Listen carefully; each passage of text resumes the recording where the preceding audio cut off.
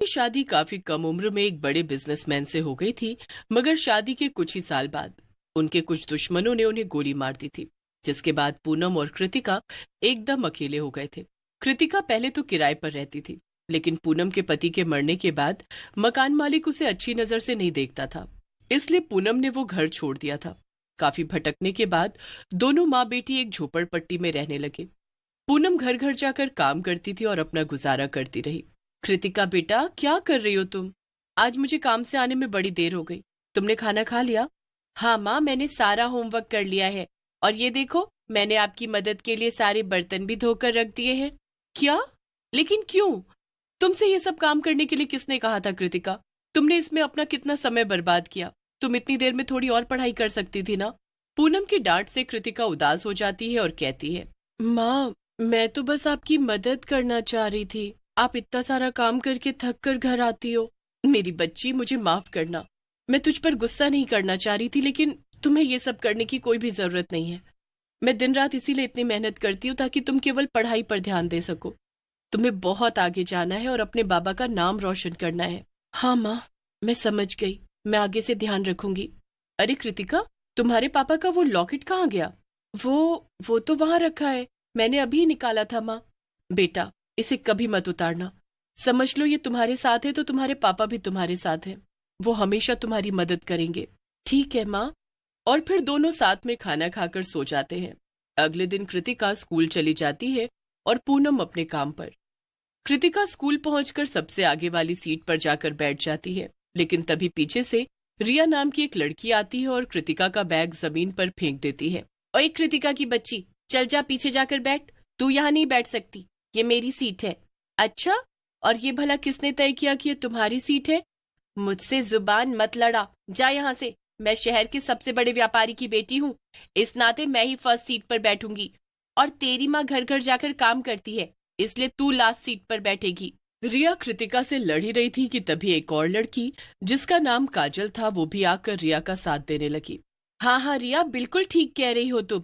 ये हमारे साथ एक ही क्लास में पढ़ रही है, यही कम है क्या जो अब हम सब इसे सबसे आगे भी बिठाएं? अच्छा, तो ऐसी बात है।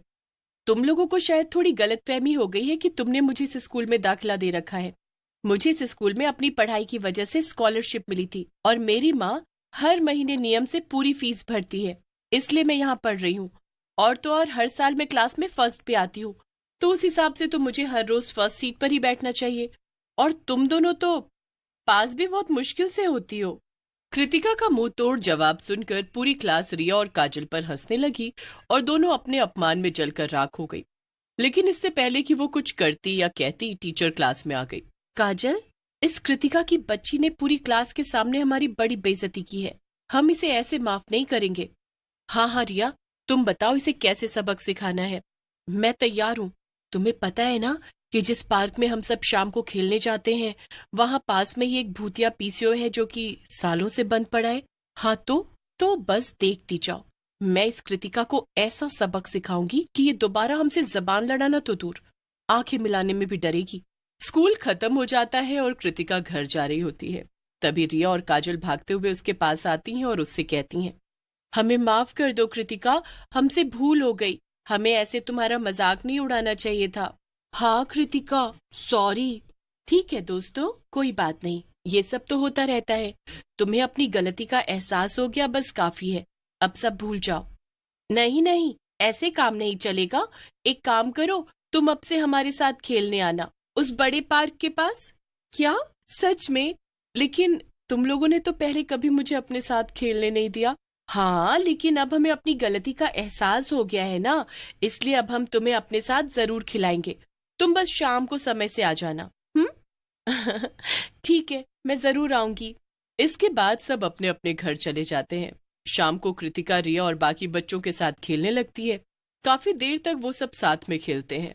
तभी काजल रिया के पास जाकर कहती है, ये सब और कितनी देर चलेगा रिया? क्या तुमने इसे अपने साथ यहाँ खेलने के लिए बुलाया है? मुझे तो इसे देखकर बहुत गुस्सा आ रहा है। थोड़ा इंतजार करो काजल, खेल बस शुरू। तभी रिया कृतिका के पास जाती है और उससे कहती है, कृतिका, ये खेल तो बहुत हुआ, चलो अब कुछ और खेलते हैं जो कि इससे भी ज्यादा मजेदार है। अच्छा, कौन सा खेल? आओ चलो मेरे साथ चलो। फिर रिया, कृतिका और काजल तीनों भूतिया पीसीओ की तरफ चल पड़ते हैं। वहां पहुंचकर रिया कहती है, अब हम आंख मिचौली खेलेंगे। मैं तुम्हारी आंखों पर पट्टी बांध दूंगी और तुम्हें मुझे और काजल को ढूंढना होगा। वाह, इसमें तो बड़ा मजा आएगा। ठीक है। रिया कृतिका की आंखों पर पट्टी बांध देती है और फिर दोनों उसे जानबूझकर पीसीओ की तरफ ले जाते हैं। काजल पीसीओ का दरवाजा खोल देती है और कृतिका गलती से उसके अंदर चली जाती है। रिया फौरन दरवाजा वापस बंद कर देती है और कृतिका अपनी आंखों से पट्टी निकाल देती है। अरे ये क्या? ये तो वही भूतिया पीसीओ है जिसके बारे में कई तरह की अफवाह फैली हुई है। तुम दोनों ने मुझे इसके अंदर आने क्यों दिया और ये दरवाजा बंद क्यों किया है? देखो देखो, ये मजाक अच्छा नहीं है। मुझे बाहर निकालो मुझे। बड़ी जबान चल रही थी ना तेरी क्लास में। अब यहाँ रुक, पीसीओ का भूत बस आता ही होगा, उसके साथ अच्छे से जबान चलाना। चलो कृतिका, कल मिलते हैं, अगर तुम यहाँ से बचकर निकल पाई तो। क्या? नहीं नहीं, वापस आओ, निकालो मुझे यहाँ से। नहीं। रिया और काजल कृतिका को वहीं छोड़कर चले जाते हैं। धीरे धीरे अंधेरा हो रहा था और कृतिका को बहुत डर लग रहा था। उसने भूतिया पीसीओ के बारे में कई कहानियां सुनी थी। लोग कहते थे कि पीसीओ के मालिक ने पीसीओ के अंदर ही अपनी जान दी थी और तब से उसकी आत्मा वहीं भटक रही है। मैं ये दरवाजा खोल भी नहीं पा रही हूँ और आसपास कोई नजर भी नहीं आ रहा है। अब क्या करूं? अंधेरा हो रहा है, मुझे डर लग रहा है। और माँ को भी मेरी कितनी फिक्र हो रही होगी। क्या करूं मैं अब? कृतिका काफी देर तक उसी पीसीओ में कैद रही और वहां से कोई भी नहीं गुजरा जो कि उसकी मदद कर सके। अब रात काफी हो चुकी थी और कृतिका डर के मारे कांप रही थी। तभी पीसीओ के अंदर जो फोन था उसकी घंटी बजी। ये क्या? ये कैसे हो सकता है? ये पीसीओ तो कब से बंद पड़ा है। यहाँ भला फोन कौन कर रहा है? कृतिका ने डरते डरते फोन उठाया और कांपती हुई आवाज में बोली, हेलो, कौन? मैं भूतिया पीसीओ का खूंखार भूत बोल रहा हूँ। कृतिका भूत की डरावनी आवाज सुनकर डर गई और उसके हाथ से फोन छूट गया। ये क्या? ये तो सच में भूत है। अब क्या होगा? कृतिका जोर जोर से चिल्लाने लगती है और पीसीओ का दरवाजा खोलने की कोशिश करती है। कोई है? बचाओ, मुझे बचाओ, निकालो यहाँ से, कोई मेरी मदद करो। हंसने की आवाज सुनकर कृतिका पीछे मुड़ती है और पीसीओ का भूत उसके सामने खड़ा था।